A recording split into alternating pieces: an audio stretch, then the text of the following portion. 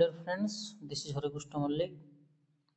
Play जमी last video में तुमको कही कि 3 मार्किया और 2 मार्किया सिलेक्शन आने इकोनॉमिक्स तो आज +2 इकोनॉमिक्स 2 मार्किया 3 मार्किया वीडियो आनी 3 मार्किया वीडियो पे 3 मार्किया सिलेक्शन आनी सहित प्रति 3 मार्किया आम जानी इकोनॉमिक्स रे 3 मार्किया माने पार्थक्य दर्शाओ आउ जदि आम से 3 मार्किया गोटी गोटी सिंगल सिंगल करदे तेरे से गोटे गोटे 2 मार्किया हो तेणु पाखापाखि 19टा 3 मार्किया मुझे आनी जोटा भेरी मच इम्पोर्टाट तुम एग्जाम रे बारंबार से क्वेश्चन आसूची एग्जाम रे निश्चय तुम से क्वेश्चन आसो कहीं तुम जब पिले 2019 मसीह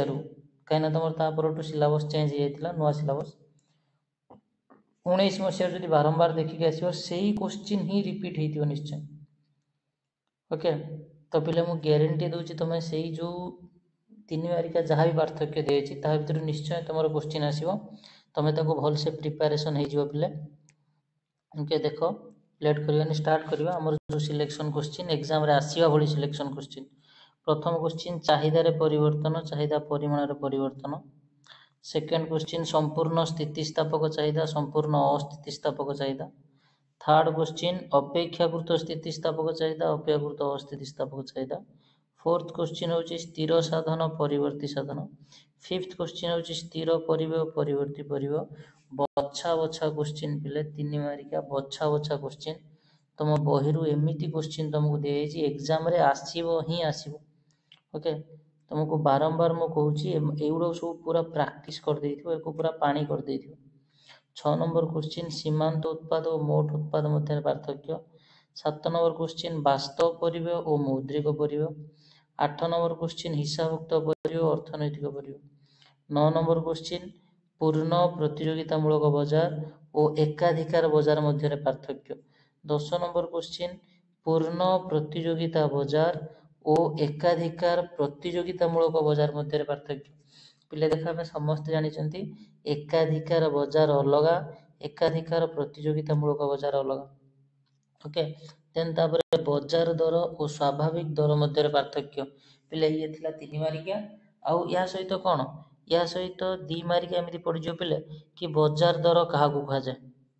बजार दर कौन 2 मार्किया सिंगल सिंगल पड़ो अर्थनैतिक परिवेय कौन 2 मार्किया ओके सीमांत उत्पाद कौन 2 मार्किया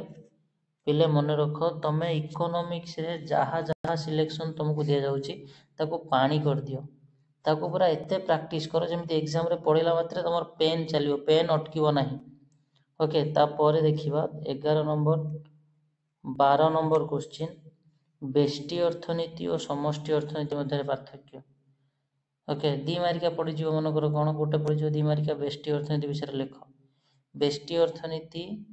ग्रीक शब्द माइक्रोस रु आसी जार अर्थ क्षुद्र एकक बेष्टी अर्थनीति कहले जड़े उपभोक्ता बा जड़े व्यक्तिर अर्थनैतिक कार्यकलाप को बुझाए बेष्टी अर्थनीति ओके देन वाणिज्यिक बैंक और केंद्रीय बैंक मध्य पार्थक्य आम जानी प्रति देश में गोटे मात्र केंद्रीय बैंक थाए किंतु वाणिज्यिक बैंक बहुत सारा थाए वाणिज्यिक बैंक को लोक मानकर बैंक कह जाए केंद्रीय बैंक को बैंक मानकर बैंक कह जाए क्वेश्चन पड़ जे बैंक मानकर बैंक क्या कह जाए केंद्रीय बैंक को लोक मानकर बैंक क्या कह जाए वाणिज्यिक बैंक लाभ आशार किए कार्य करे वाणिज्यिक बैंक आउ लोक मानकर हित जनसाधारण हित देशर मंगल पर किए कार्य करे केंद्रीय बैंक तापर चलती जमा स्थायी जमार अन्य नाम मियादी जमा चलती जमार अन्य नाम चाहिदा जमा चलती जमार आदौ सुध दि जाए ना स्थायी जमार सबुठ अधिक सुध मिले देन समतुल बजेट असमतुल बजेट ओके तापर नियंटिया बजेट बड़का बजेट तापर देख पिले 17 नंबर क्वेश्चन राष्ट्रवित्त घरोई वित्त ओके राष्ट्रवित्तर आउ गोटे ना हूँ लोकवित्त घरोई वित्तर आउ गोटे ना हूँ व्यक्ति वित्त पिलाटा सब जानी था ओके ये हूँ लोकवित्त परीक्षा पड़ जाओ लोकवित्त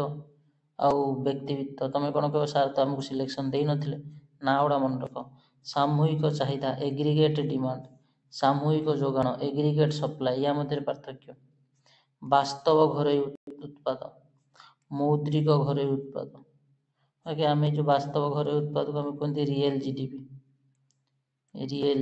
ଓକେ। ଆଉ ମୌଦ୍ରିକ କୁହାଯାଏ ନୋମିନାଲ ଜିଡିପି। ଓକେ